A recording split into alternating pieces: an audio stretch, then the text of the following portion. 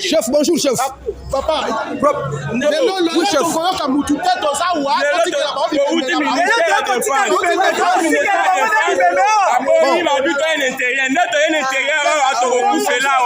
Papa, là, le 40e, là, le 40e. Le 24 novembre 2025.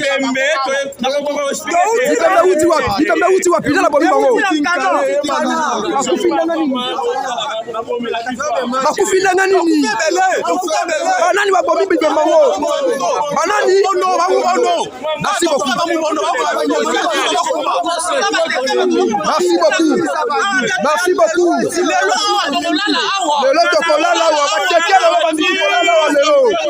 Merci beaucoup. Merci beaucoup, merci beaucoup.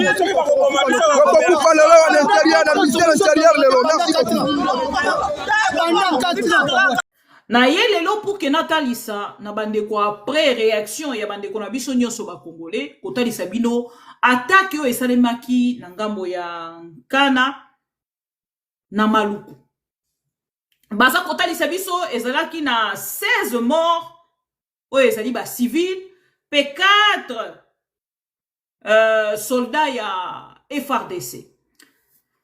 Mais avant tout le belaya lelo, ndenge toyebi sarabino toujours que les irresponsables autorités congolaises nangambo na bango toujours na kati ya irresponsabilité na bango, il y a 2 jours passés attaque yo esalemaki. Oyo bakendaki pe lisusu na ko attaquer oyo ezali ba soldat to pe position ya ba FRDC. Awa na koloba na bino na oyo esalemi mokolo ya lelo bakendaki na ko attaquer chef coutumier akimi bana na ye batikali famille na ye etikalaki babomi bana na ye nyonso elelo Maluku ekomi ya bamobondo lelo Maluku ekomi ya bamobondo toche parenthèse malgré que nazali ko douter mingi na yango batalisaki biso ke bamobondo bakomaki déjà tina ntsele boyebi ke ntsele ezalaka plus ngambo oyo ata Maluku ezalaka bisika oyo tourisme ya République démocratique du Congo et batami. Félix Tshisekedi a outi pas plus tard que 2 jours koyamba l'émir du Qatar. Totuna kibiso na bino, pourquoi kendaki ata na Kingakati te? Pourquoi kendaki ata na ba site ezali na ngambo wana te pona ko faire visiter? Lokola ya lingaka kolanda soki Rwanda esali e pa sala. Amona ata ngombe moko quelque part, ata ba lion ya Kingakati po ala kisalemir asala ki yango te. Or c'est parce que Félix Tshisekedi est informé que ba mobondo ba siège tellement Maluku nantsele ke akoki ko kende ko sala erreur ya kokoma na ngambo wana te. Et lelo awa toza kotalisa faillite ya l'État. Faillite ya l'État. Soki botali insécurité eza lelo na kati ya République démocratique du Congo. Bande kwebele na moni bolanda ki procès. Ya Honorine. Bato ebele baseki. Mais nga natalaka makambo na lolenge ya koseka te. Natalaka makambo na yebite en fait bisika politique ekomisa biso lelo. O kotala makambo batu musu baza koseka mais yo ozozo sourire te na makambo wana. Lokola makambo ya Honorine par exemple. Makambo ya Honorine, il y avait les autorités congolaises derrière cette dame. Il y a eu le nom de personnes au etangamaki. Yemoko kutakene na kotanga kombo ya Mama Denise. Mais bokene na kotala tango mona mwasi wana azui monduki ya plastique aye na yango botala dossier ya Honorine armé mobimba et se déplacer botala ba unité où se déplacer qui ba ye na victoire pona kosala intervention bango moko pe ba yebi kezali spécialité na bango te lokola PEM par exemple. Bakokaki ko se déplacer na ngambo na bango pona kokoma wana pona kosala intervention ba yaki kosala ba PEM rôle na bango ezalaka nini boyebi rôle na ba PEM ezola kisa niveau armée na biso niveau police na biso esengeli ekene nako tokei nako bongo la yango pour que to sala oya sika pour oyo baza lelo tozo koyeba te rôle na bango ezali nini. C'est là où tozo ko interpeller Jacquemain Chabani. Tozo koyeba rôle ya Jacquemain Chabani te. Ministère wana azali, est-ce que ayebi yango ou ayebi yango te? Ezali ministère ya sanction kaka au parti te. Eza na rôle na yango. Tant que tokolobo absence totale, ya autorité à l'État, bah Jacques Chabani bazali ko faire partir, ce n'est pas seulement Félix Tshisekedi. Chaque jour, vous allez indexer Félix Tshisekedi. Mais tout autour, il y a Félix Tshisekedi, il y a bateau, il y a Pessi Misala. Bateau, il y a nommé. Oh, et c'est quelqu'un qui base la local la référence, il y a Makambo, biso tozali ko dénoncer. Mais tant qu'on bazali ko sala yango te, biso tozonga ko indexer nani. Kaka Félix Tshisekedi.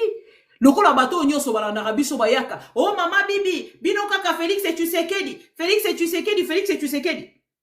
Félix Tshisekedi kaka ye mon côté. Wane eza makambo yo bolande la ministre intel yenda azali ministre titel ya dossier au bozali kolobela. Ah ben non, la personne qui nomme c'est Félix Tshisekedi. Si il faut biso nanga bola biso to kende ko indexer moto to ko indexer Félix Tshisekedi parce que c'est son choix. Ya ko nommer batu nyonso wana oyake ina ko nommer. Chers amis, l'heure est grave.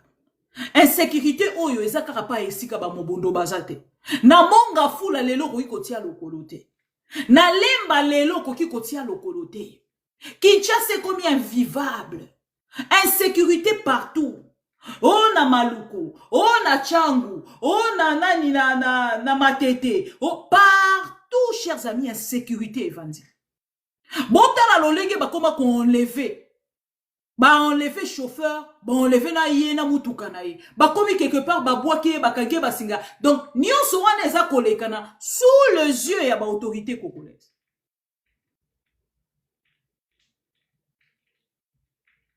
Bozo kotala. Et ce qui on vandi otali makambo yo nyonso oko comprendre yango na pesi bino exemple ya braquage ya honorable. Ce qui botali opération wana no lengeni li ba soldat ba yaki pour la neutraliser.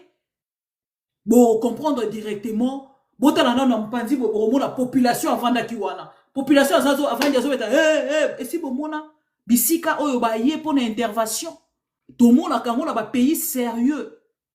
Lolengeni ni ba yaka ko sala intervention si bo mona population etelemi eza ko betela bango maboko et si bo mona Mindu keza kobeta population avandi. Et ba soldat congolais ba telemi baza ko bengana même pas population. Yango te bisa ki bido ezaki scénario. Et ça scénario. Et ce que le bien landela, même na ba procès tangwele kaka. Okoka ba tuni soldat, oyebi rôle na yo, le bien yebi rôle na yete. Soldat ya JR. Élément ya JR bazo ko sambisa ya lobby ayebi rôle na yete musala ya garde républicaine ezali ko kangaka mituko yaka na kati ya aéroport. Otuni policier lobby te nga pe na sala na nga formation te na vanda ki na nga karawana ba pesinga tenue na lati. Chers amis, si ko soki otali nyonso wana soki l'état za kokoka kosilisa mobondo te akosisa ni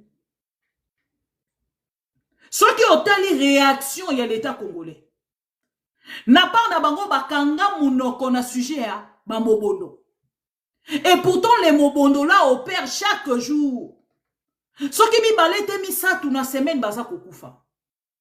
Chers amis, les images d'aujourd'hui et bimisinga la katinanga et tinga la mopandi l'état est kufa, l'état kufa longwa. L'État n'existe plus. Parce que nous tiré ma sonnette d'alarme.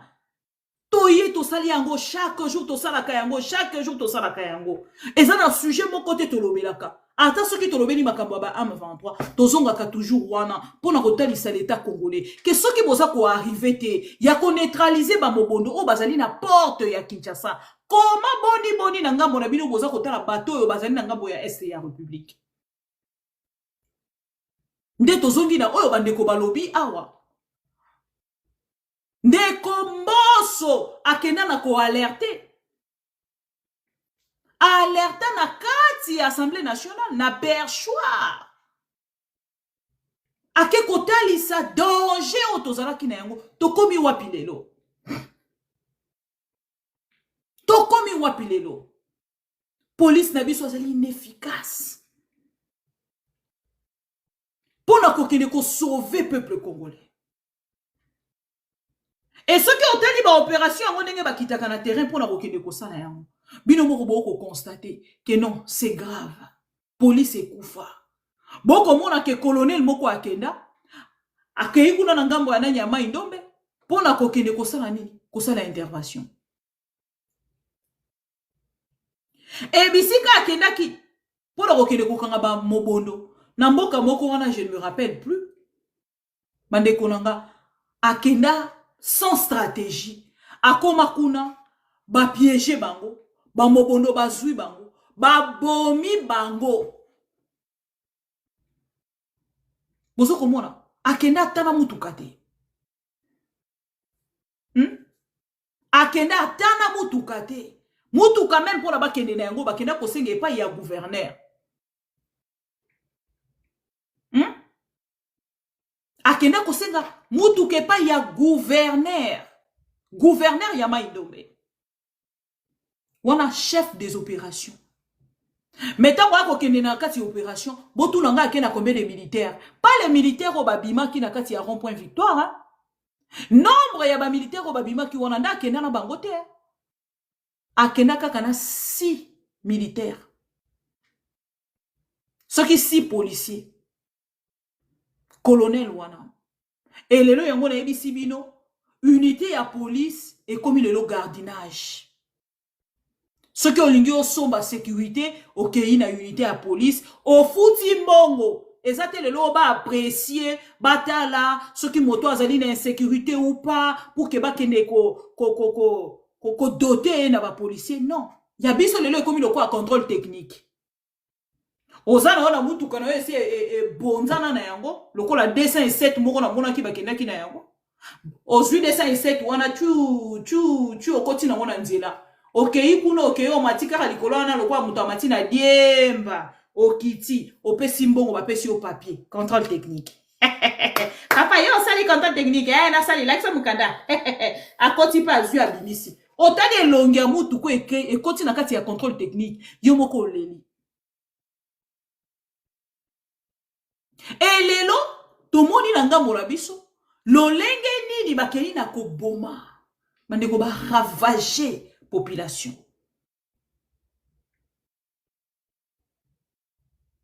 Nazoko ebise bino, l'État congolais a koufa. L'État congolais a existé kalisusu te. Yango na tuna ka question na bandeko nyoso balanda kanga. Bandeko nde na zaboye ngana kana sengo moso na omona ke bo ofinganga.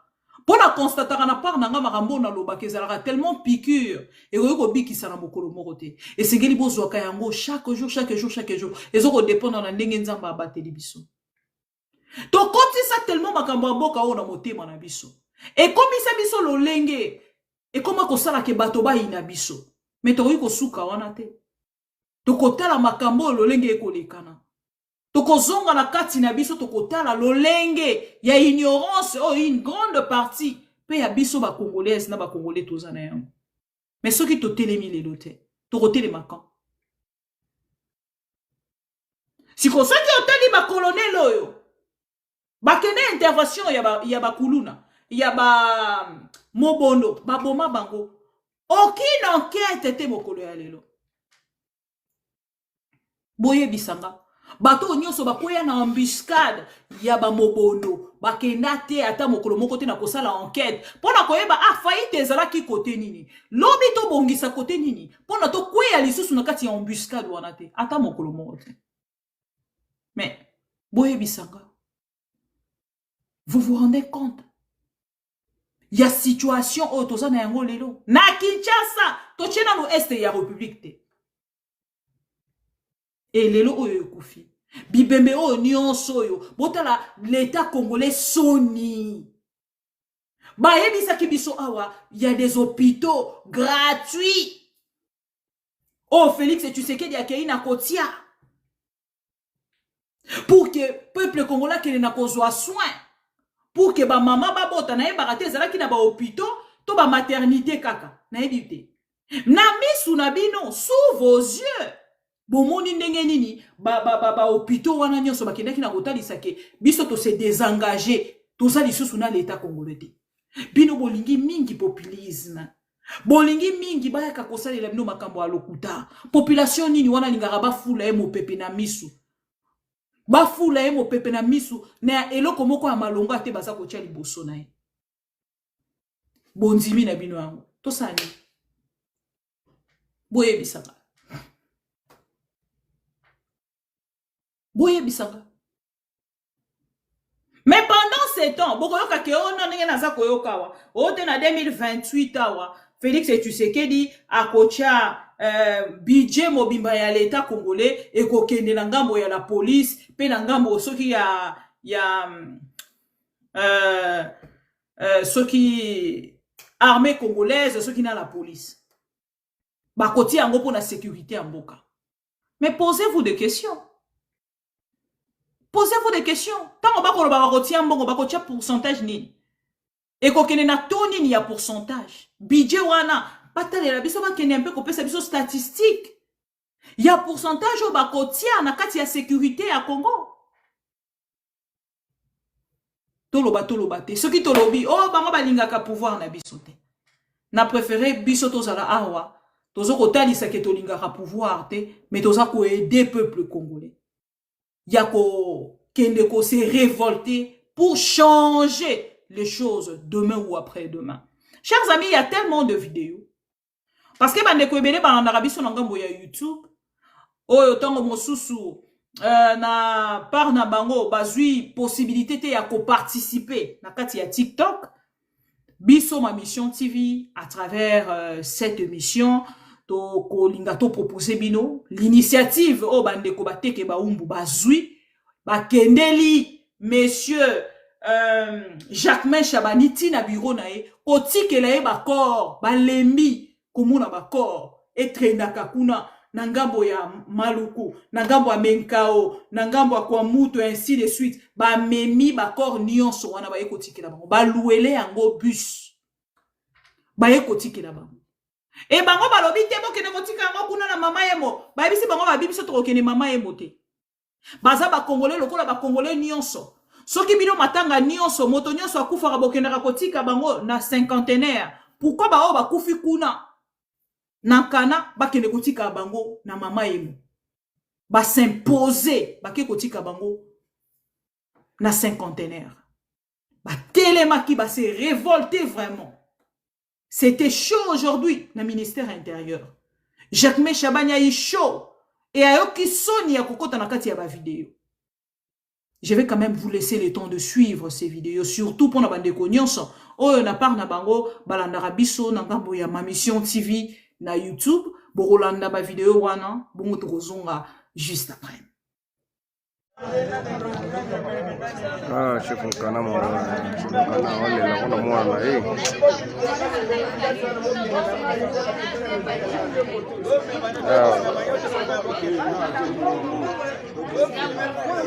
Mawa chef Nkana. Mawa chef Nkana mawa penja. Ndeyo azolela. Toza awa tala pena mambo salami tata zolela mabe tala population de Bufandi jambe na bomo niba ko sebela ngwa onyo surtout population de Bufandi wa bo toza ebele ya koleka ebele penza ebele makasi ebele ya koleka ndito toza korango chef kanande yo alelisi batu nyonso to akutia tata leli bana na nyonso tu papa leli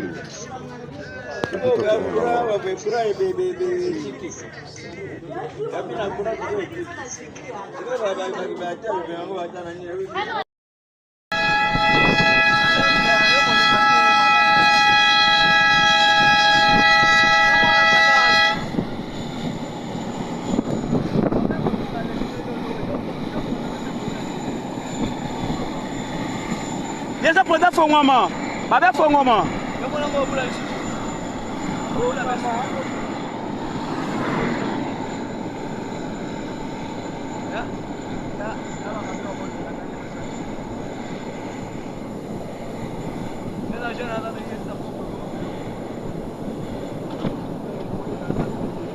awa touti maluku tozwi bibembe yango oyo ezala na mutuka oyo tozobima.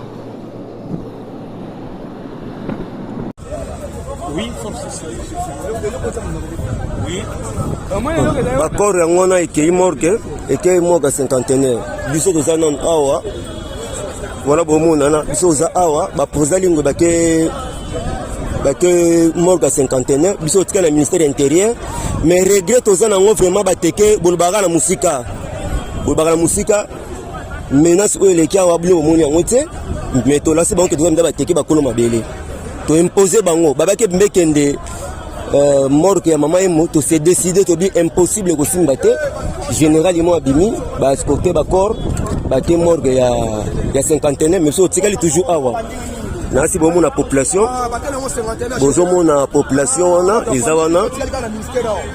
eza wana bozomona bandeko nyonso bango wana bandeko bango wana nasi bozomona. Oui, mbote bandeko lelo tozali le 24 novembre 2025 toyaki na bibembe oyo ekufi na nkana po bamobondo babomi na mboka ya nkana. Bibembe yango oyo toyaki na ministère intérieur maintenant bazongisi biso tokende non toyaki na ministère défense bazongisi biso tokende na ministère intérieur awa tolongo tokende na ministère intérieur. Merci beaucoup. Tozongi na bibembe na biso na ministère intérieur. Ok. Chef, bonjour chef. Papa. Oui chef.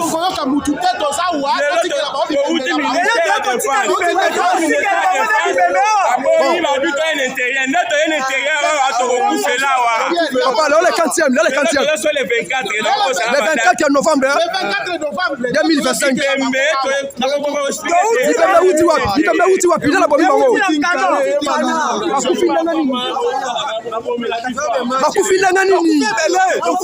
Banani wa bomi bibembe bango. Banani? Merci beaucoup. Merci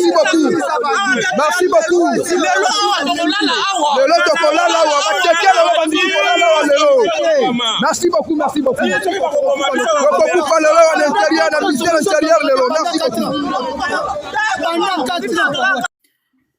Léonard ozwi maloba.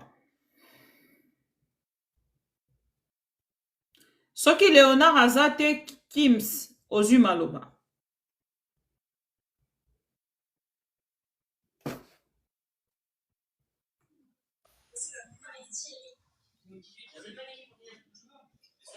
Kims pas azate Malali. Bienvenue ozwi maloba.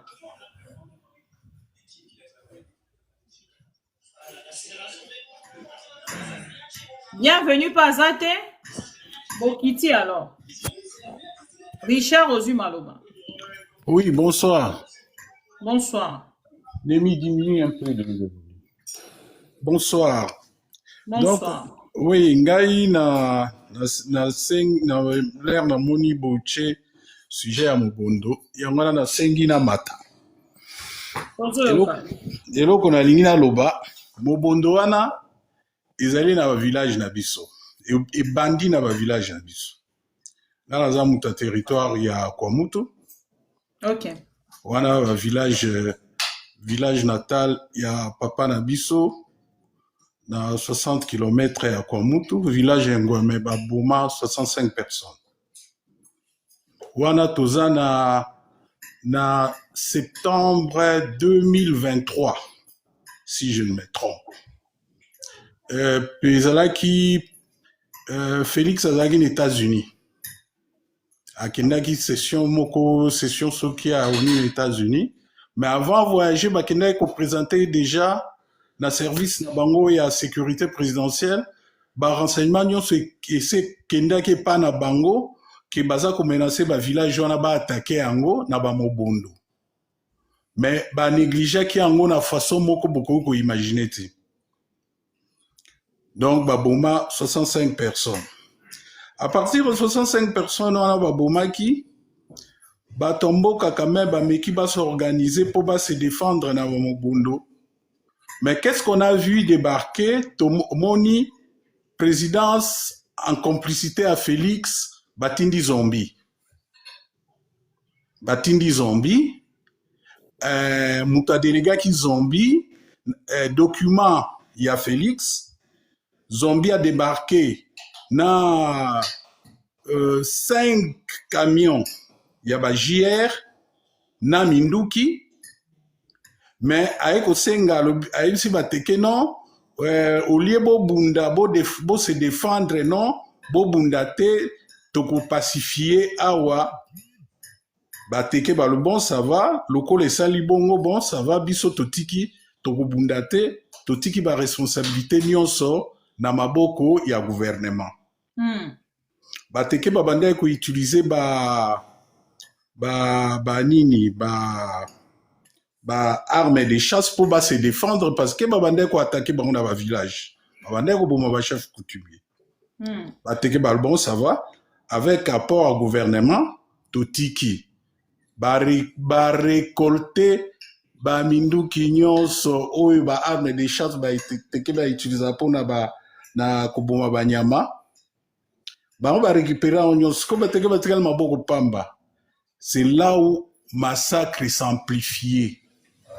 Na butu wana kaka l'air bazo récolté zombie siko apesi mu Congo azo zonga Kinshasa ba village moko ba teke ba attaqué ango plus de 300 morts bazo chef coutumier ba kata mutu ba chana nini na nzete village wana komona ngo Fadiaka bato basala banzela bandu babi ti lelo village wana eza déserté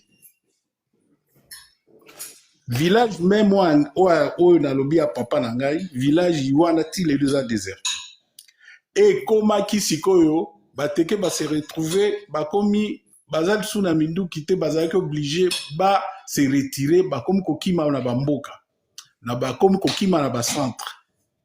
Mais Mobondo, vous pouvez pas imaginer et se multiplier dans ndenge moko oyo que donc bazo poser koko attaquer bako se déplacer 800 batu bako bomba armée zate ordre outi la présidence fille moko azalaki ministre auprès de la présidence kombo na ye Nana Manwanina a signé document.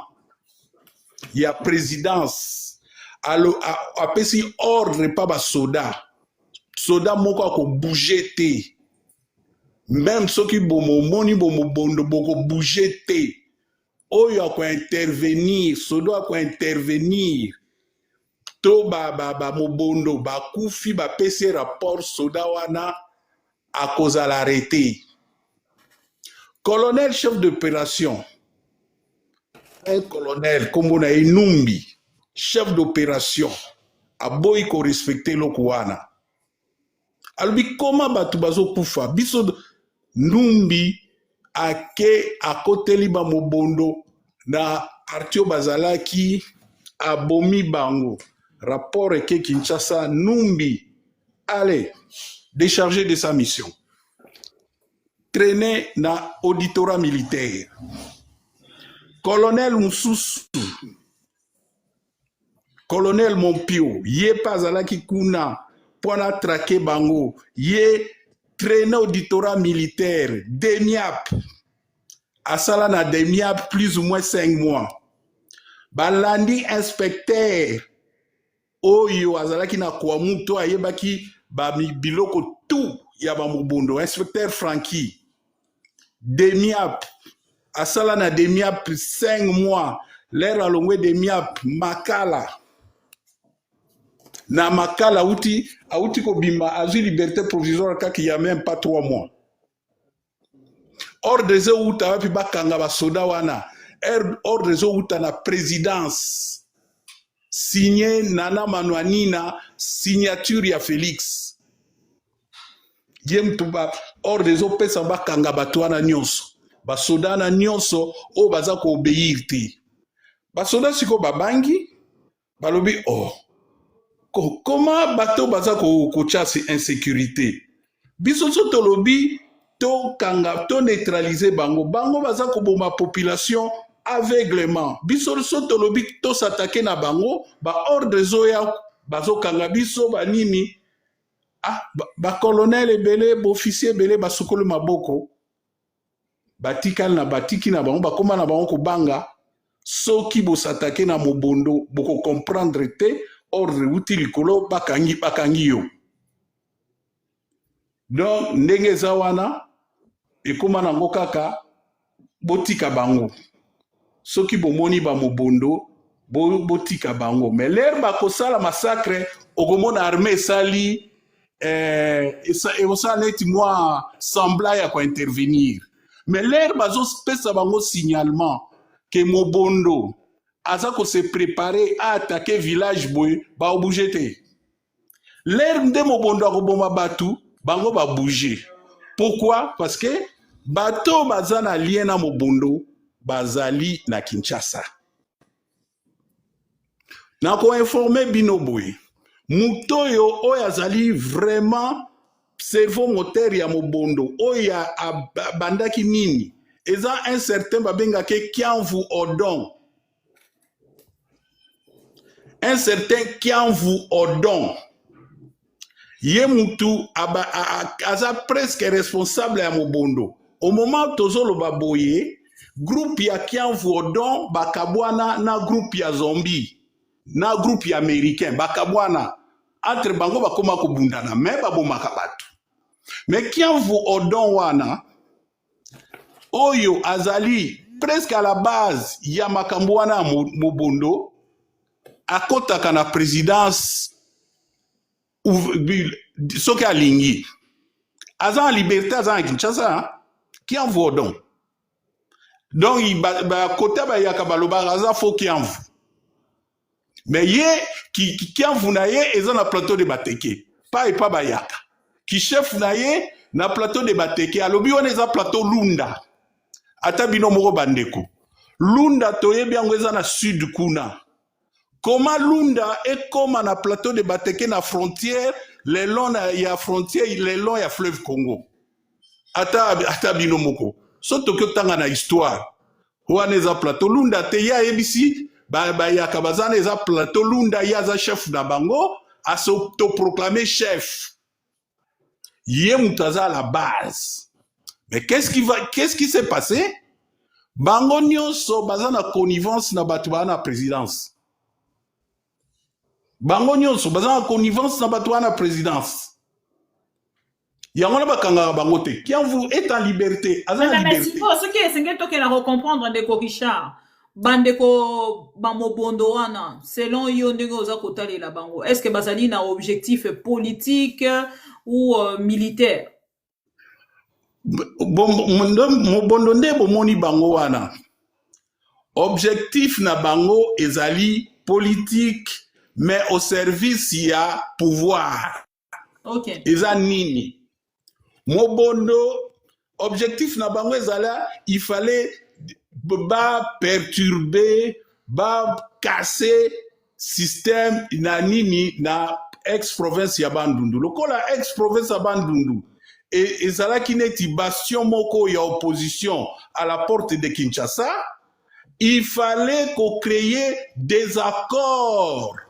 wana alors maintenant il fallait chercher des acteurs il fallait qu'on look acteurs acteurs ya wana ba Kianvu ba zombie ba américain bango baza ba acteurs raison pour laquelle ils sont pas arrêtés ils sont pas inquiétés na bango nyonso ils sont pas inquiétés kaka zombie bazo landela ye parce que zombie ba pesa ke mission mususu moyena lo bango awate ba pesa ke mission mususu masali yango bien te ngana bakangi ye mais bakangi ye pona makambo non mais on lo batte pour la nini de Richard Bisa to bomba ke côté, hein, nous ici c'est la vérité. Le peuple congolais s'engage à l'éclairer quand même. Mission te soto lobito développement mission na ezalaki il fallait ko kende ko sala ba montage ya minduki na Kingakati. OK. C'était sa mission. OK. Mission na yo ba pesa ke mususu ya mwana. OK. Mais comme bazwaki ba mbongo baliaki banini raison pour laquelle bon bato atindaki mission bamondi ki asalelaki yango bien te kandali balo bon boluka raison bokangai. Oh bakangaye. Oui, bakangaye po na nini na dossier mususu. Naza même pas informé na mwana ke na Belgique ceux qui abandé ko. Non, Zombie aza en arrestation. OK. Naza informé. Baosambisaye. Parce que mission ba pesa ki wana asaleli yango bien te. OK, naza ki informé ta. Voilà, donc pourquoi? Parce qu'il fallait chercher des acteurs. Acteurs nyonso wana ya bomobondo ezala ye Zombie avant son arrestation abandé ko kende présidence comme ndenge bando linga ezala ki envoie na kendaka présidence ndenge sengelia na obetela bino lisolo moko na ezala ki na ne passé si je ne me trompe pas Félix Akenangola l'air Akenangola akena makambu ya nini ya M23 comme kuna na Angola akokuta dossier ya mobondo ebimi kuna dossier ya mobondo ebimi kuna ba lobi me yo ozako ya koloba makambu kaka ya M23 mais kuna na Kinshasa bazoboma batu bani lera yo kibongo esali ene tisoni comme abomba ka dossier na linga ba lobango te azongi mbangu na Kinshasa asali appel rapidement eloko bandeko ko sala te na ba communauté teke na communauté yaka boya to bo négocier pour mobulo esila ba kele pe négociation ko pe e abute e pesa na ngelo moti ba ke kuna basololi mais loko moko elekaki oyo biso to comprenaki te l'air balobi makambo esili qui envoie donc à Télémi en public na pleine réunion Félix Azoy alobi non signé kaka botika makambo wana siko na lingi yango lisusu te qui envoie à Télémi devant le président de la République alobi mengai mwana tikate faut pesa ngai eloko na makambo prometaki ngai Félix siko azo calmer ya alobi président ngana na besoin pour ngana signer faut pesa makambo prometaki ngai aebisi alobi te zala calme toko solo la biso mbala en privé mais qui envoie don wana ye mutaza la base ya mobondo mais yoka président de la République azo ebisi en public hein? Alobi toko solo la ngano en privé un assassin aza ko revendique azo lobana yo que non faut pesa ngai ba promesse olobaki Mimi pour pesa ngai ba promesse olobaki mais yo zozong ça peut assassin calmement lobi non yo zala calme na ko pesa yo ba promesse na mais to solo en privé bato abimaki wana balandi échange wana bazalaki dessus bayebaki ke mobondo kosila te a-t-il lelo nazo yebisa bino qui envoie donc wana il est en liberté. Alors lelo toloba te na ngambo la biso kezali faillite ya l'état toloba ke bazali en complicité. Voilà ça nango faillite à l'état bato wana bazana bango en complicité moye ba mate bango te parce que bazana ba secret na bango ba yebani. Soki ba lobi ba kanga bango complètement ba o musu bazali banda ba obimisa ba secret. Raison pour laquelle Bakosuka na bango ka ko bomaka batu bazo tourner kaka bongo mais ils sont en combine avec les pouvoirs. Moi je me mets quiconque au défi. Ngana lobaka yango je mets quiconque au défi oya ko bimisela ngai même rwandais moko na kati eloko wana. Po ngai biso to autochtone. Mobondo bandi na ba village na biso. Mobondo bandi na village o babenga ngo Masiambe. Masiambe na kati ya territoire kwa mutu na secteur 3 na groupement Dumu place mobondo bandi inspecteur oyo azalaki wana oyo akontrolaki bango oyo ayebi na ndenge mobondo ebandi na ndenge batindaki barenseignement ebele na Kinshasa barenseignement nyonso wana ezalaki lettre morte wana avant mobondo ebanda barenseignement militaire nyonso ekenda lettre morte ti après mobondo ebimi sikoyo ebandi exécution l'air pe ba mobondo baza kosala renseignement nyonso ezokende pas de réaction. Mais en fin de compte, par après, l'air babandi ko kanga officier, au babandi qui ko traquer Mobondo, c'est par là qu'on a compris que non, pouvoir en place à sa complice. Ok. Pouvoir en place, na web sabino inspecteur wano bakanga ki, inspecteur ya kwa muto, inspecteur judiciaire ya kwa muto abanda ko kanga ba Mobondo nyonso ko tinda bango na makala, ba mususu tinda bango bandundu. Batinda lettre uta na présidence et uta na présidence signé bao kangaye na kwa mutu. Pourquoi? Parce que ba colonel oyo bazalaki ba chef d'opération bazalaki misatu bango nyonso na responsable auditorat o ba s'occuper en territoire kwa mutu bazala na bandundu bango nyonso balobi oh non mais biso to moni pourquoi toko kanga inspecteur Francky so bakangi ba mobondo ya osamisa bango asotinda bango na nini na bandundu to na Kinshasa pourquoi to kanga ye wana Kinshasa no bo kanga ye kaka parce que ba mobondo baza ko réclamer que yazo boma bango ba oui ben ba mobondo baza ba criminel tellement ba colonel wana na ba inspecteur nini na ba juge ba boy ko kanga inspecteur Francky la lettre vient de la présidence signé Félix Tshisekedi. Bakanga inspecteur Francky bakanga na makala pour rien akende ko samba boy bakotala na dossier loko mo bazo reprocher rien mais ba juge bazo kima ko sambisa dossier batika ye pourquoi na kati ya nini ya dossier na ye lettre à présidence signé Félix Tshisekedi donna l'ordre bakanga inspecteur Francky ya ko libérer inspecteur Francky l'air va libérer, l'air M23 bandit pression, l'air va bandit qu'on libérer, parti politique, certains politiciens, l'air va bandit qu'on libérer, Kabundu banini, yepe siko na katiwana, a profiter de la situation wana, juge pe balobi bon we, yepe dossier na yeza un peu politique to libéré, yepe pesi liberté conditionnelle. Siko ata binomoko, to lo banini. Banani baza sima mobondo. Donc yangwana na mataki pour éclaircir bien. Merci beaucoup Ndeko Richard. Recommandons na privé s'il vous plaît. Na moni ke oza quand même na moi connaissance ya makambo yango ya ngambo ana. Lokolo oza mwana ya kuna. Donc toko continuer tokotala lolenge nini parce que ça dit d'actualité ko alerter un peu peuple congolais na sujet wana. Merci encore une fois. Maître Raph aux paroles.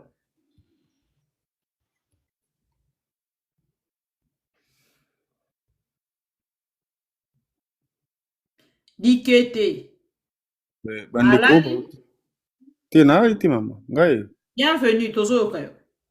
Merci, matondo mingi. Mbote na ope na bandeko mususu pe tosangana na bango.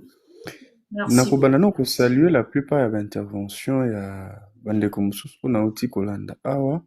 Merci. Parce que toza kolanda, en fait toza koluka les problèmes alors tout en oubliant la vraie source du dit problème. Ces gens-là, oto kotanga wana, oto mona sur terrain wana o baza ko égorger bato baza ko buma bato. Pour moi, ce ne sont que les exécutants. Au moni et le système mon ça dit mutu asa ko téléguider afin d'aller ailleurs et ils sont ici à Kinshasa. Ils sont avec Félix. C'est pour cela, même la plupart des intervenants ont soulevé la question, il y a intervention, il y a Mbosso quand il fut président de l'Assemblée nationale. C'est là que je viens marteler pour dire que dans un pays sérieux, dans un pays où la loi s'appliquait les mêmes jours. Ce qui est c'est le lendemain. Fallait que Mbosso devrait être entendu. Parce que il le disait avec certitude que Boza Awa Nakati Awa Bobi Manabako armée. C'est-à-dire qu'il s'est identifié et il sait que tel est impliqué dans cette histoire de Mobundo, tel ne l'est pas. Ne perdons pas de vue que lui-même, je ne sais pas avec précision son village natal, mais il vient de là. Je crois qu'il est de l'espace Grand Bandundu. Voilà. C'est-à-dire, quand il dit ces choses-là, c'est pas quelqu'un qui vient s'hasarder du haut de l'hémicycle. Il prend la parole et il dit ça, il connaissait. Et il en connaît quelque chose. Moi, la lecture que je fais est la suivante. Ces gens-là sont avec Félix. Et ils sont là pour leur survie d'abord politique. Lorsque cette histoire a commencé, en fait, ezalaki une façon pour ces gens-là de faire entendre leur voix auprès de Félix pour qu'ils comprennent que s'il n'est pas avec eux ou s'il ne leur donne pas au Bazanango besoin, ils vont amplifier la situation. Comment vous pouvez imaginer un scénario plutôt pareil que du jour au lendemain, on oublie une histoire où écouter des centaines de vies au Congolais et on n'en parlait plus. On n'en parlait plus. Ces gens-là sont à Kinshasa. Maintenant, là, ils gèrent. Et quand je réfléchis loin, je me dis que les Mobundo sont pour Félix un plan B. Pourquoi? Je vais m'expliquer. Aujourd'hui, nous parlons de... Excusez-moi, je vais ouvrir vite cette parenthèse que je vais renfermer. Toujours au bilan AFC M23. Dans tous ces discours, je crois même Yom ou mon copain intervenant le Belaki, partout où il passe. Ils à la lui, ils à la Bemba ou à Zana transport, à Mamba transport, à commune à défense, tout l'intérieur, parce que lui c'est. Et c'est qu'à Bozé la Kainde Aza. Et c'est qu'à Bozé la qui était plutôt d'Aza. Bemba, si vous l'attendez au transport, il est à la défense ou à l'intérieur. Ils à la Yebemba, et tout Félix, ils à la Bemba qui accuse les prêtres de vouloir au président de la République, et à la Jacquemin Chaban, et à la ministre de la Défense, les médecins qu'on nous a ramassés, Bacheli Bissouana, partout où il passe et toute l'union sacrée, il ne parle plus de Mobundo. Pourquoi ces gens sont là? Pourquoi je dis que c'est en quelque sorte un plan B pour lui? Maintenant, on amplifie la situation, c'est toujours Goma, Bukavu avec la FCM 23.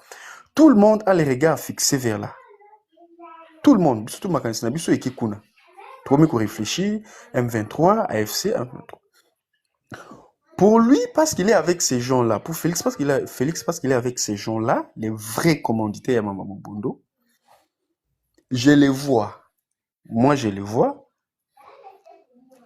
attendre les moments qu'il voudra réveiller cette histoire-là. Pour justifier maintenant encore la condition d'insécurité, parce que maintenant nous parlons de l'AFCM 23 avec tous les fameux accords, ils à la Washington, ils à la Doha, qui, je vois difficilement comment cette histoire-là va résoudre la question de la guerre. Mais si à la limite on obtiendrait un accord qui nous donnait la paix, ou qui donnait la paix entre la FCM 23 et Kinshasa, Félix, vers la fin de son mandat, il va réveiller Mobundo avec ces gens-là, Robazanaï, pour dire encore qu'il y a encore une question d'insécurité. Et parce que pour lui, ne perdons pas de vue que lui n'a jamais abandonné. Dans sa tête, à mon avis, que 2028, il a fait un mandat naïf. Il est toujours dans une supercherie, il cherche comment toujours il peut grignoter 2 jours de plus pour encore rester au pouvoir. Il va faire renaître cette histoire-là. Donc, on va dire que si on a bazalaki nande na ki bande musu ba lobiso bazalaki ne serait-ce que na un tir ya armement M23 bazalaki na ngobali bazo Kinshasa. Non, parce qu'il gère. Félix encore gère. Et azoko gérer be batouana. Quand le moment viendra, à doter bango na biloko ba va ko bande ko tient sécurité comme il se doit. alors ça sera encore une autre cause pour lui de dire qu'il y a insécurité parce que nous avons déjà entendu, Bobo Sanate, que l'Union sacrée déjà, Ibana déjà koye bisabiso qu'en 2028, il n'y aura pas d'élection parce que Goma Ezuda, Bitumba Est, Ezuda Mbongo. C'est-à-dire, même si nous, si on trouvait solution au problème de l'Est, là, de Goma, Bukavu, aujourd'hui, en 2025, il va renaître encore, faire naître plutôt un autre problème. Oui, Kokoma Mobondo. Pour dire qu'il y a l'insécurité, Mbongo Ezate, alors, et ça lui permettra. Ah oui, mais les Kamonas, on a vécu ça. On a vécu, Maman Bibi. On a vécu. Il est dans sa stratégie. Moi, je le vois dans cette stratégie-là. Donc, ce ne sont pas des gens morts. Les Mobondo ne sont pas morts. Ils ne sont pas non plus oubliés. Ce sont des gens qu'il a mis au froid, au frigo. Au moins, il a frigorisé Bango. Bozoranon Mali dit, attendez. Alors, parce que maintenant, il ne peut pas amplifier deux situations même. Il sait que c'est lui-même qui a créé l'histoire pour que nous vivions ce que nous vivons. Goma, c'est lui, c'est Félix à la base. Il sait. Alors, il ne peut pas, cherchant à résoudre les problèmes qu'il a lui-même créés à Goma, faire encore naître un deuxième mouvement ici à Kinshasa au même moment. On cherche la paix, la solution avec Goma et Bukavu. Quand on aura fini, si la chance nous serait accordée ou lui serait accordée de trouver une paix, il va faire renaître cette histoire. Donc, pour moi, nous ne pouvons rien. En fait, c'est mon appréhension des choses. Nous ne pouvons pas espérer que les Mobondo vont disparaître avec Félix. Parce que s'il avait la volonté, il l'aurait déjà fait. Il y a ça déjà. Les Mobondo, tout comme les M23, ils ont une histoire à l'éloté. C'est pas seulement sous Félix. On a vécu, non, moi je suis à Kinshasa, on a vécu ça sous Kabila. Il y a eu Mobondo sous Kabila. Mais ça n'a pas pris 3 ans. Hein. Nous sommes à 3 ans que Mobondo est là. Alors, tant qu'il est là, comme c'est une structure, en tout cas, j'ai aimé trop l'intervention de mon frère Richard. Bon, j'ai compris qu'il est du coin. Et quand il parle dans Zuma Biloko Ebele, on a monné peut-être que je peux mettre dans mon actif par rapport à la question à Biloko Bondouane. Je ne dis pas que tout ce qu'il dit est vrai, je ne dis pas non plus que tout ce qu'il dit est faux, mais je pense que dans ce qu'il a dit, il y a vraiment des éléments importants, clés et essentiels. Ces gens-là, quand il nous dit que ces gens-là, il nous parle des zombies et de l'autre, ça fantaisiste, un procès fantaisiste, bon, parce que... Il y a des zombies, non? Et puis, il y a le Bimoussou qui a... oui, zombie, voilà. Kianvu, zombie, ça. Et les Kianvu, oui. C'est une histoire, pour moi, qui est vraie. Ça veut dire que tant que nous avons ces mecs ici, qui ne comprennent rien, qui ne savent jamais préparer pour diriger les pays, qui pensent que pour lui, en tout cas, nous avons abandonné la notion, ni à révision, ni à changement de constitution, pour bosser en côté. Ah ben non, déjà, dès qu'on a zolinga, toi, mais un peu la virus, toi, on a mis toi, bah, congolais, qu'ils pensent à changer la constitution, ils pensent au changement à la constitution, on a un problème. Moi, je veux vraiment alerter les Congolais, dans le contexte, moro ya komeka, ko éveiller bango, na sens, ya o ezali communication à UDPS. Baza ko préparer opinion, pour l'enrotal, il situation ya est, et qu'on permettre bisoto kende na kosala ba élection te. Moi aussi nanga monanga c'est seulement parce que peut-être nazaki moi 2-3 jours occupé n'a eu possibilité de kosala la vidéo. Nous devons en fait orienter aussi les Congolais. Il y a pour faire comprendre bango oui, nous sommes d'accord avec Félix et Tshisekedi qui a organisé ba élection te à kende na glissement na 2020 pour permettre aye. Mais aye bape nanga bonaye ke tant ka koloba que situation ya est ya république eza ko permettre te poto kende na kosala ba élection eza ko permettre pété to kende na kosala changement ya constitution parce que si botali cité ngambo wana ezali occupé par de entre guillemets rebelles elingi koloba ke lokola ezali occupé peuple wana pas kozala sacrifier te ya ko participer te na o etali changement ya constitution. Ils ne peuvent pas vouloir une chose et son contraire en même temps. Donc, puissant de côté les locaux la barrière pona kotalisa bango ke baleki biso na mayele te. Lolenge moko ba kotalisa ke ba kokende na ko organiser ba élection te. Lolenge moko pe ba kotalisa bango ke ba kozala la possibilité ya ko changer autobengi constitution te. Point barre. Akosala ngo peti. Akosala ngo te. Donc bokende na kozwa yango boti yango te eza pona babebisa mitu na bino. Akosala yango te. Akosala yango te. Ah, bakosala eloko te ndeko. Nous sommes convaincus. Voilà. Nous sommes convaincus. Nous sommes convaincus.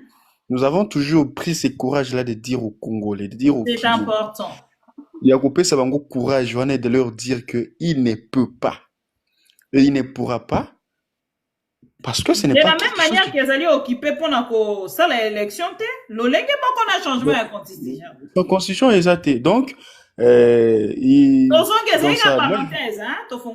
merci beaucoup. Je vais peut-être essayer un peu d'aller vite et chuter par là. Il y a un moment que les troubles, ils les sèment partout. Parce que dans le moment où tout ça, c'est une parenthèse que je joue, dans le moment où tout ça, où tu veux une paix avec ceux que tu considères comme agresseurs, comme rebelles, comme tout. Terroristes, qu'ils les appellent par tous les noms, même si c'est avec les mêmes qui négocient en condamnant Kabila ici. Il oublie que il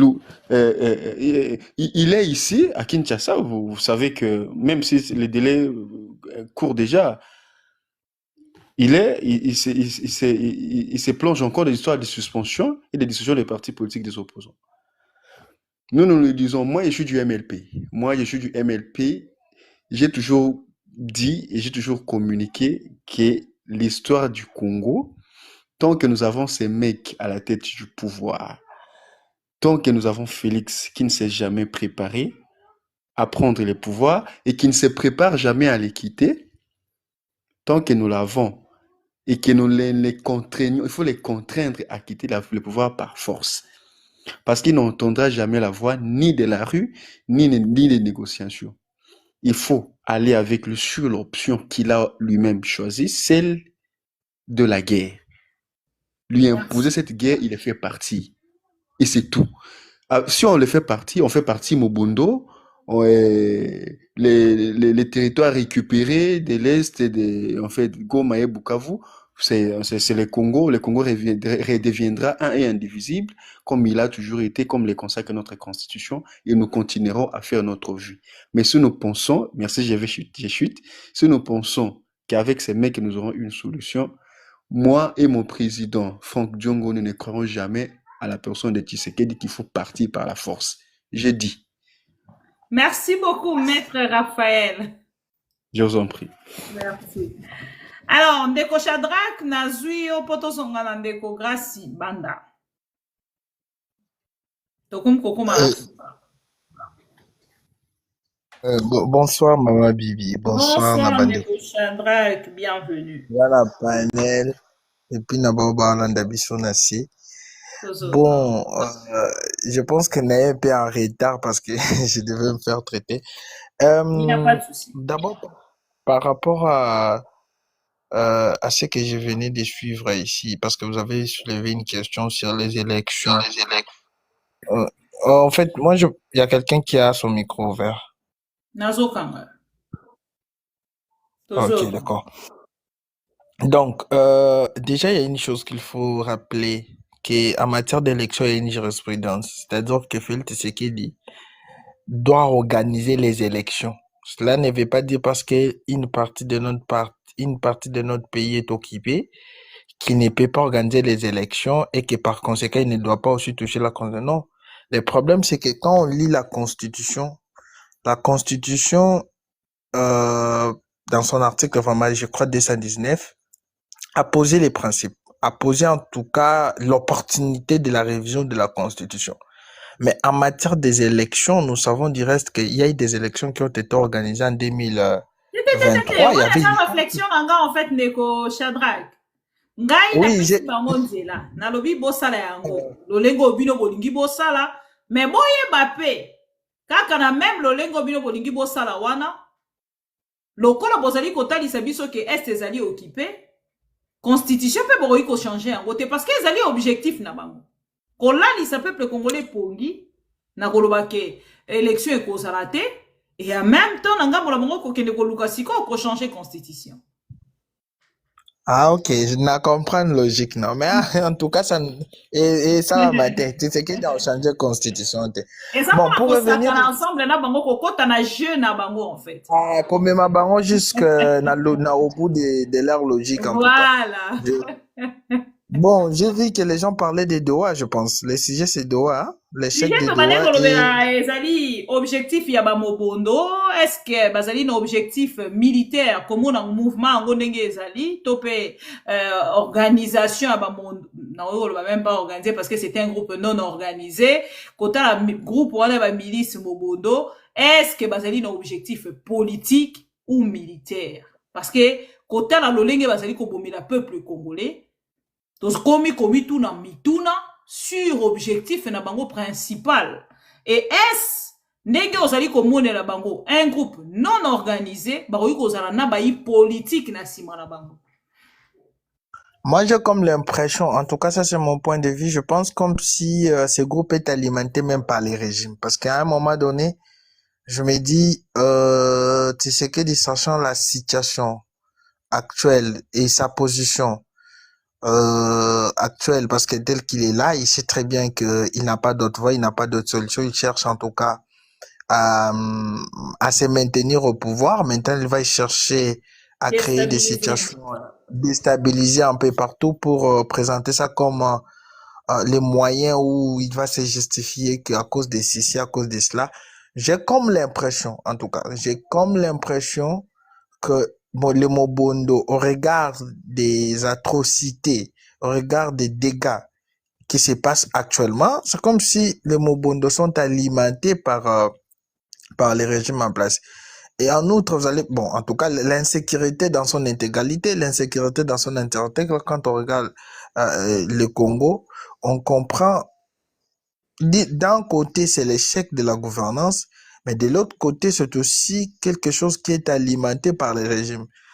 Et donc, comme ça a été le cas avec l'histoire de Kamwena Sapu, et puis c'est cette histoire qui, moi personnellement, je suis convaincu personnellement que les Mobondo sont en tout cas alimentés par les régimes.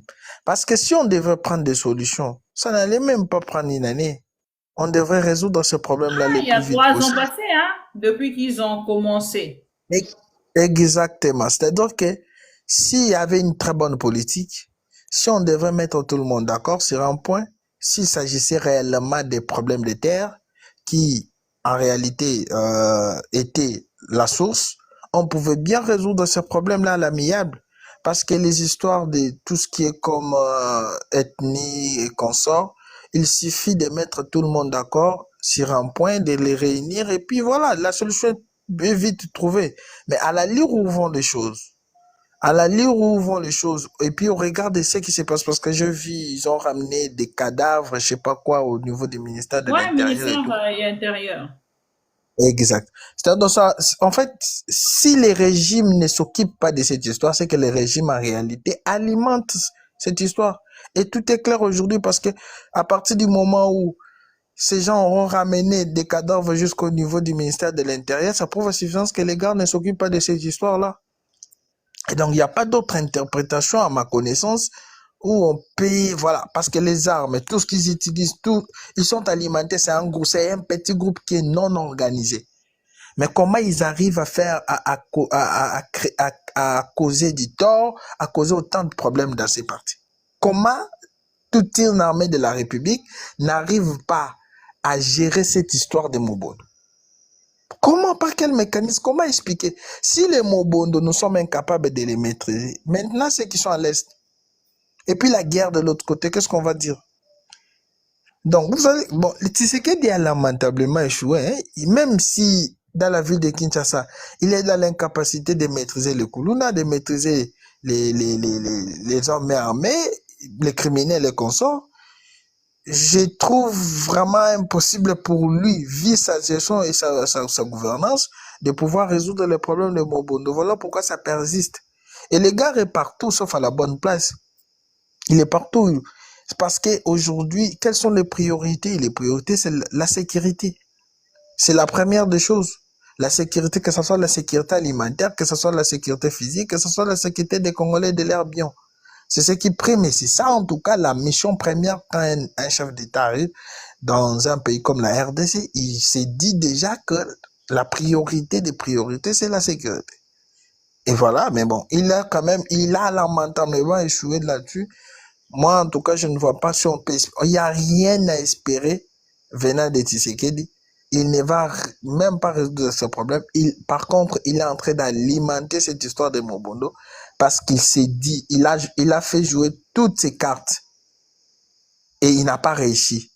Que ce soit la diplomatie, que ce soit l'armée, que ce soit... Il n'a plus de cartes à jouer sur la table. Maintenant, il veut en tout cas... Donc, les cas, c'est la surface à Maya, le Simba pour se maintenir. Et là, il échoue encore davantage. Il échoue. Et ça, c'est quelque chose qui nous motive à chaque fois que nous devons interpeller les gens pour dire, les gars, a lamentablement échoué. Il faut aller au dialogue pour résoudre les problèmes parce qu'il faut l'amener jusqu'au bout de sa logique, comme vous l'aviez dit. Et voilà, il sera face à un guet-apens qu'il doit se soumettre. En tout cas, s'il pense qu'il va nous amener dans la logique où, comme ça a été le cas, peut-être lui s'est dit, bon, il est devenu Kabilade, il va faire des choses, nanani, nanana, nous prendre des ans, ça va pas se passer. Ça va pas se passer parce que là, il fait face aussi à une opposition armée. À une opposition armée. Combien de villes aujourd'hui ont été récupérées à CM23? Donc, il y a un problème. Et ce problème-là, c'est lui-même le problème. S'il ne se soumet pas, il sait les conséquences. Et donc, parce que même sur la scène internationale, on lui oblige. On lui rappelle qu'il doit dialoguer. Étant donné qu'il n'a pas de cartes à jouer, voilà, il cherche à s'accrocher à des histoires, beaucoup sur les plans internes, à alimenter certaines choses, et puis voilà. Donc, c'est un peu par rapport au sujet de Mobondo, en tout cas, personnellement, je pense que cette histoire de Mobondo, à l'ère actuelle, au regard de ce qui se passe maintenant, c'est alimenté par le régime pour des raisons politiques. Na ye lelo pour que natalisa na bandeko après réaction ya bandeko na biso nyonso ba congolais kotalisa bino attaque yo esalemaki na ngambo ya Nkana na Maluku. Baza kotalisa biso ezalaki na 16 morts oyo ezali ba civil P4 soldats ya FRDC. Mais avant tolobela ya lelo, ndenge toyebisaka bino toujours que les irresponsables autorités congolaises na ngambo na bango toujours na kati ya irresponsabilité na bango, il y a 2 jours passés attaque yo esalemaki. Oyo bakendaki pe lisusu na ko attaquer oyo ezali ba soldat to pe position ya ba FRDC. Awa na koloba na bino na oyo esalemi mokolo ya lelo bakendaki na ko attaquer chef coutumier akimi bana na ye batikali famille na ye etikalaki babomi bana na ye nyonso elelo Maluku ekomi ya bamobondo lelo Maluku ekomi ya bamobondo toche parenthèse malgré que nazali ko douter mingi na yango batalisaki biso ke bamobondo bakomaki déjà tina ntsele boyebi ke ntsele ezalaka plus ngambo oyo ata Maluku ezalaka bisika oyo tourisme ya République démocratique du Congo ebatami. Félix Tshisekedi a outi pas plus tard que 2 jours koyamba l'émir du Qatar. Totuna kibiso na bino pourquoi kendaki ata na Kingakati te? Pourquoi kendaki ata na ba site ezali na ngambo wana te pona ko faire visiter? Lokola ya lingaka kolanda soki Rwanda esali e pa sala amona ata ngombe moko quelque part ata ba lion ya Kingakati po ala kisalemir asala ki yango te. Or c'est parce que Félix Tshisekedi est informé que ba mobondo ba siéger tellement Maluku nantsele ke akoki ko kende ko sala erreur ya kokoma na ngambo wana te. Et lelo awa toza kotalisa faillite ya l'État. Faillite ya l'État. Ce qui botali insécurité eza lelo na kati ya République démocratique du Congo. Bande kwebele na moni bolanda ki procès. Ya Honorine. Bato ebele ba seki. Mais nga natalaka makambo na lolenge ya koseka te. Natalaka makambo nayebi te en fait bisika politique ekomisa biso lelo. Okotala makambo batu musu baza koseka mais yo ozozo sourire te na makambo wana. Lokola makambo ya Honorine par exemple. Makambo ya Honorine, il y avait les autorités congolaises derrière cette dame. Il y a eu de nom de personnes au etangamaki. Yemoko kutakene na kotanga kombo ya Mama Denise. Mais bokene na kotala. Tango mona mwasi wana azui monduki. Ya plastique. Aye na yango. Bota la dossier ya Honorine. Armé mobimba. Et s'est déplacé. Bota la ba unité où il s'est déplacé qui. Ba ye na victoire. Pour la kosala intervention. Bango moko pe ba yebi kezali spécialité na bango te loko la PEM par exemple.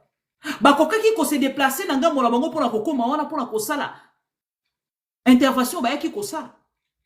Ba PEM rôle na bango ezalaka nini? Boyebi rôle na ba PEM. Ezola ki sa niveau armée na biso, niveau police na biso, et sengeli ekene nako tokei nako bongo la yango pour que to sala oya sika. Pour eux, bazale l'autre zo koyeba te rôle na bango ezali nini. C'est là où toza ko interpeller Jacquemain Chabani. Tozo koyeba rôle ya Jacquemain Chabani te. Ministère wana azali est-ce que ayebi yango ou ayebi yango te. Ezali ministère ya sanction kaka au parti te. Eza na rôle na yango. Tant que tokolobo absence totale ya autorité à l'État. Bah Jacquemain Chabani bazali ko faire partir, ce n'est pas seulement Félix Tshisekedi. Chaque jour biso tozali ko indexer Félix Tshisekedi, mais tout autour il y a Félix Tshisekedi ezali na bateau ya pesi misala. Bateau ya nommé. Oye segela ki bazala lokola référence ya makambo biso tozali ko dénoncer. Mais tant ko bazali ko sala yango te biso tozonga ko indexer nani. Kaka Félix Tshisekedi. Lokola bateau nyonso balandaka biso bayaka. Oh mama bibi, bino kaka Félix Tshisekedi. Félix Tshisekedi, Félix Tshisekedi. Félix Tshisekedi kaka ye moko te. Wane eza makambo yo bolande la ministre intel. Yenda azali ministre titel ya dossier au bozali kolobela. Ah ben non. La personne qui nomme c'est Félix Tshisekedi. Si il faut biso nanga bola biso to kende ko indexer moto to ko indexer Félix Tshisekedi. Parce que c'est son choix. Yako nommé batu nyonso wana oyake ina konomi.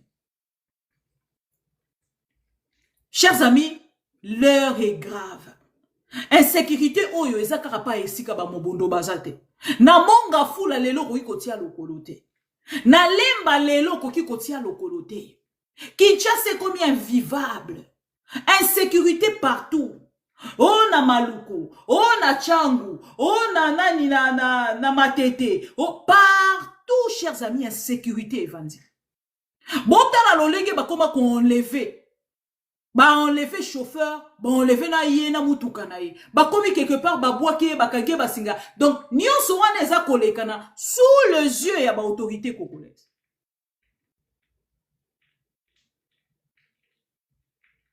Bozo kotala. Et ceux qui ont vendu au tali makambo yo nyonso oko comprendre yango na pesimino exemple ya braquage ya Honorine. Ceux qui botali opération wana no lengeni li ba soldat ba yaki pour la neutraliser bo comprendre directement botala na mpandi bo la population avanda ki wana population azazo avanda azo beta et si bo mona bisika oyo ba ye pour na intervention tout mona kango na ba pays sérieux. Lolenge nini bayaka kosala intervention si bomona population etelemi eza kobetela bango maboko et si bomona minduki eza kobeta population avandi et ba soldats congolais ba telemi baza kobengana même pas population yango to bisaki bido ezaki scénario eza scénario. Et ceux qui ont le bien hollandais même dans ba procès tango ele kaka okoyoka batuni soldat oyebi rôle na yo le bien yebi rôle na été soldat ya JR élément ya JR bazo ko sambisa ya lobby ayebi rôle na été musala ya garde républicaine ezali ko kangaka mituko yaka na kati ya aéroport otuni policier lobby te nga pe na sala na nga formation te na vanda ki na nga karawana ba pesinga tenue na lati. Chers amis, si ko soki otali nyonso wana, soki l'État aza kokoka kosilisa mobondo te, akosisa ni. Soki otali réaction ya l'État congolais, na part na bango bakanga munoko na sujet ya ba mobondo. Et pourtant les mobondo là opèrent chaque jour. Soki mibale te misatu na semaine baza kokufa. Chers amis, les images d'aujourd'hui, et bimisinga la katinanga, et tinga la mopandi, l'État est koufa. L'État a koufa, longwa. L'État n'existe plus. Parce que sont tiré ma sonnette d'alarme. Toye to sali yango, chaque jour to sala kayango, chaque jour to sala kayango. Et ça dans sujet mon côté to lobelaka. Ata ceux qui to lobeli makambo ba AM23, to zongaka toujours wana pour na kotalisa l'État congolais. Que ceux qui boza ko arriver te, ya ko neutraliser ba mobondo o bazali na porte ya Kinshasa. Comment boni na ngambo na bino boza ko tala bateau yo bazali na ngambo ya Est ya République. Nde to zongi na oyo bandeko balobi awa. Ndeko mboso akenda na ko alerter. Alerta na kati Assemblée nationale na perchoir. Ake kotalisa danger otozalaki na yango. Tokomi wapi lelo. Tokomi wapi lelo. Police na biso azali inefficace. Pona kokende ko sauver peuple congolais. Et ceux qui ont tenu ba opération yango ndenge bakitaka na terrain pona kokende ko sala yango. Bino moko boko constater que non, c'est grave. Police est koufa. Boko mona ke colonel moko akenda, akei kuna na ngambo ya nani ya mai ndombe, pona kokende kosala nini? Kosala intervention. Et bisika akenda ki, pona kokende kokanga ba mobondo, na mboka moko wana je ne me rappelle plus. Bande konanga, akenda sans stratégie. Akoma kuna, ba piéger bango. Ba mobondo bazui bango, ba bomi bango. Bozo komona, akenda atana mutuka te. Akenda atana mutuka te. Mutuka même pour la bakende na yango, bakenda kosenge epai ya gouverneur. Akenda kosenga mutuka epai ya gouverneur. Gouverneur ya Maïdombe. On a chef des opérations. Mais tant qu'on a une opération, botou langa a combien de militaires? Pas les militaires au babima qui n'a qu'à rond-point victoire. Hein? Nombre y a ba militaires au babima qui ont anda kena na bangote. A kena kakana 6 militaires. Ce qui 6 policiers. Colonel wana. Et les lois yango na ebisi bino, unité à police et comme le gardinage. Ceux qui ont l'ingé somba sécurité, ok, une unité à police, au fouti mbongo. Et ça, te le lot ba apprécier, batala, ceux qui moto azali na insécurité ou pas, pour que ba kene ko doté na ba policier. Non. Ya biso le lot comme le quoi contrôle technique. Ozana wana mutu kana ese bonzana na yango, le ko la 207 moko na mona ki ba kendaki na yango. Ozui 207 wana tu okoti na mona nzela. Ok, kuna ok, o matika kalikolo wana lokwa mutu amati na diemba, okiti, opesi mbongo bapesi au papier, contrôle technique. Papa yo sali contrôle technique, na sali laksa mukanda. Akoti pa zui abimisi. Otade longia mutu ko ekoti na kati ya contrôle technique, yo moko oleli. Et lelo, to moni na ngambo na biso, lolenge nini bakeli na ko boma. Bandeko ba ravager population.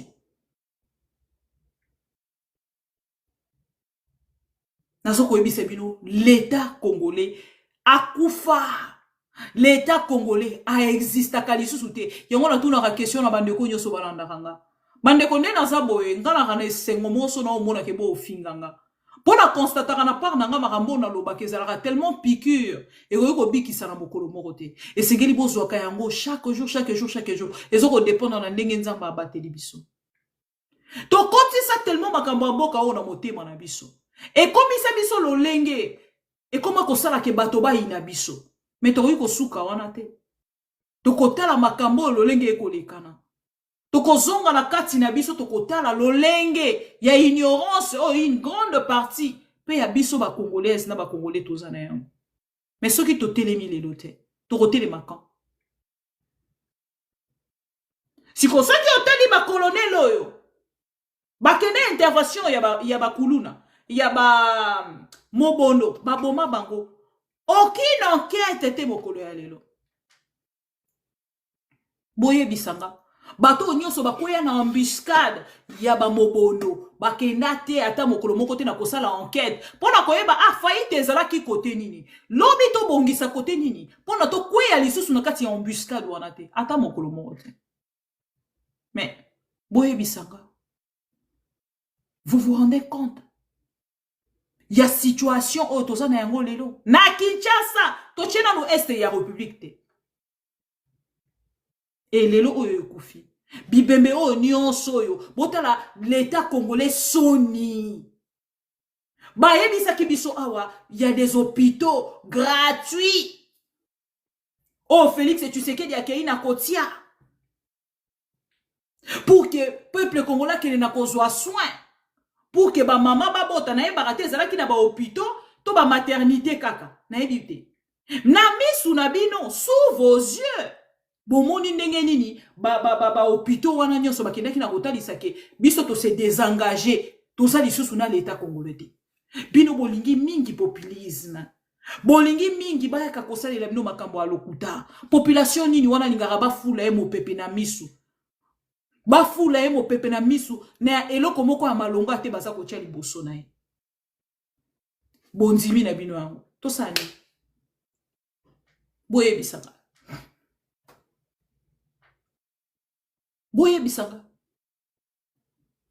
mais pendant ce temps bokoyoka ke ono ndenge naza koyoka wa ote na 2028 awa Félix Tshisekedi akocha budget mobimba ya l'état congolais et kokende na ngambo ya la police pe na ngambo soki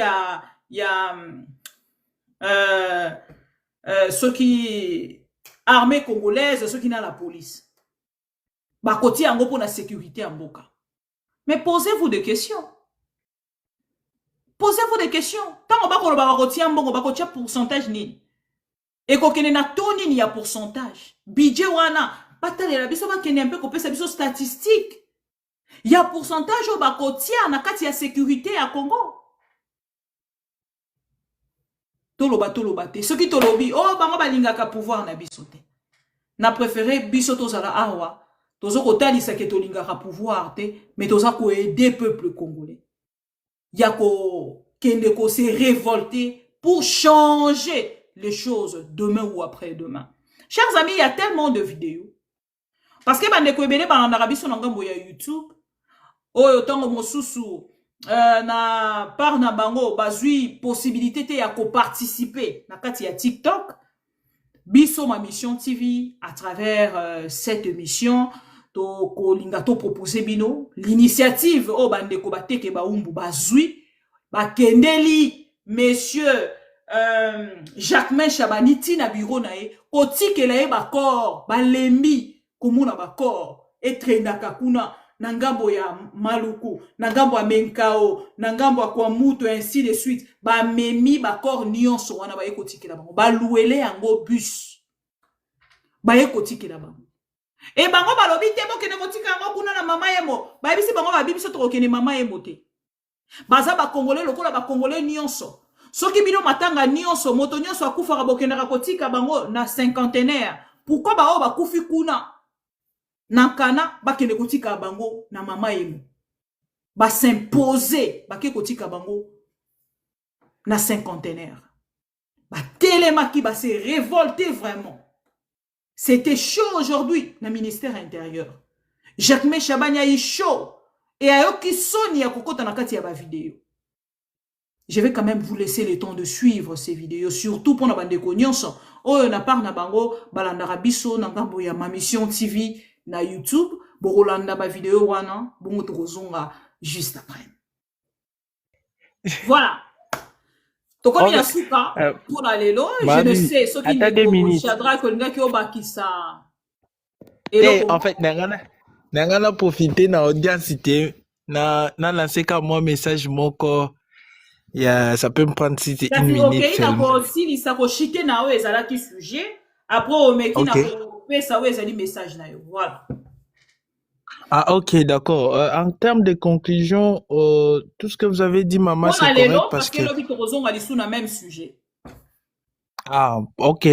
Pona lelo c'est que bah donc biso ba Congomani il faut koyeba ete toujours faire face na régime moko des incapables, des incompétents qui en réalité alimentent makambo zo s'est passé avec les Mobondo. Et puis le fait déjà à kokende kotikela bango bibembe wana, ça prouve à suffisance que l'État a failli à ses missions. Et lorsque les citoyens eux-mêmes se mettent en mouvement pour, en tout cas, rappeler au régime, rappeler à ceux qui gouvernent Les leurs responsabilités, c'est qu'il ne faut plus, oui, c'est qu'il ne faut plus compter sur eux. Et pas ça, c'est une honte. Donc, Tshisekedi nous fait honte. À l'international, tout comme sur les plans internes, il est incapable de résoudre les problèmes auxquels nous traversons. Comme vous l'avez bien dit, ceux qui sont incapables, il y a résoudre des problèmes à Bobondo. Il y a des criminels à la ville de Kinshasa à combien plus forte Makamba Est. Donc, il n'y a rien à espérer de Félix Tshisekedi, rien à espérer de ses ministres, rien à espérer de tous ceux qui travaillent avec lui. Ce ne sont que des jouisseurs des budgets. Tu vois, ils sont là pour faire sortir de l'argent pour eux. Mais, le problème, les Congolais va s'occuper d'un côté. Je pense que Toya qu'on revenir lobby sur les mêmes sujets. J'aurai encore. Voilà. C'était quoi votre message? Un petit message. Les partis politiques pistes pour l'émergence ont organisé par Jacquemin Chabani. les 15 jours de gelé qui est allé là et Bissogoute. Déjà, c'était, je crois bien, c'est déjà passé, mais ça nous concerne même pas. Donc, Toko, organisé une matinée politique, c'est 29, c'est-à-dire le 29, c'est samedi, na siège à parti piste pour l'émergence qui se trouve sur le numéro 140, la route, Prince Kassavubu, référence IPAC. Donc, Tobengi Siba Kongoman, Union Sobaya, tokolobela makambo actualité tokobeta pe sola ba mobondo tokobeta sola est topé sa position na biso ensemble avec les présidents Seth Kikoun ainsi que d'autres camarades du parti Piste pour l'émergence. Sinon, merci infiniment maman pour l'opportunité. Merci beaucoup à vous monsieur Shadrach, merci maître Ben Sakata, merci Nandeko Ibanda, grâce, merci Nandeko Ekini, merci Nandeko Maître Raphaël, merci Nabandeko Nyonso, Oyo Bozalaki, connecté lelo nakati ya ma mission télévision nakati ya ba compte ya maman Bibi Kapinga pour na komeka ko participer et pourquoi pas na bandeko na biso ba modérateur o bazala ki wana pour na ko discipliner côté commentaire na bato nyonso ba ebakate et mosalo biso toyaka ko sala bokasi na yango ezali nini face ya peuple congolais. Merci Nandeko Brandon et Katumbi, et je vois qu'aujourd'hui azalaki yemoko. Merci Nandeko journal officiel o pa azalaki wana atikaki nyonso bisike sengelaki asala pona koya ko participer mokolo ya lelo na direct na biso. Chers fidèles téléspectateurs de Maman Bibi Kapinga et chers fidèles pro Congo, merci na ndenge bozalaka wana pona biso pona bino tolobaka tozali listo na bino esika information ezali lito inabino makolo na bino, pourquoi pas ko kita en temps réel tozali ko sala yango mingi tango tozala ki en temps réel na kati ya Kinshasa, mais tozwa relais autrement pour na ko sala yango na ngambo ya YouTube, na ngambo ya TikTok, na ngambo ya Facebook, tozala kawana pona bino et to ko bengisa bino mokolo ya lobi lisusu na rendez-vous ya ba pro Congo pona kosolola Congo na makambo nyonso oyo tozali bongo kosolola elongo na bino. Na tiki bino lelo Nzambe apesa biso makasi pour que tokutana lisusu mokolo ya lobi et na bandeko nyonso oyo bolandaka biso à travers TikTok, ma mission TikTok Bibi Kapinga boyeba te direct to sali tokopesa bino opportunité ya komi yo kon rediffusion na ngambo ya ma mission télévision mokolo ya lelo 25 novembre 2025 dans quelques heures, c'est-à-dire avant midi, ce qui temps et l'équipe penza makasi et connexion et déranger bisoté boromi landa en rediffusion na 10h30. heure de l'Europe. Ah, toza heure moko, voilà. Merci à vous tous. On se retrouve tout à l'heure. Le temps pour moi de me reposer tout petit peu pour la raison que la bino nanzoto makasi. Au revoir.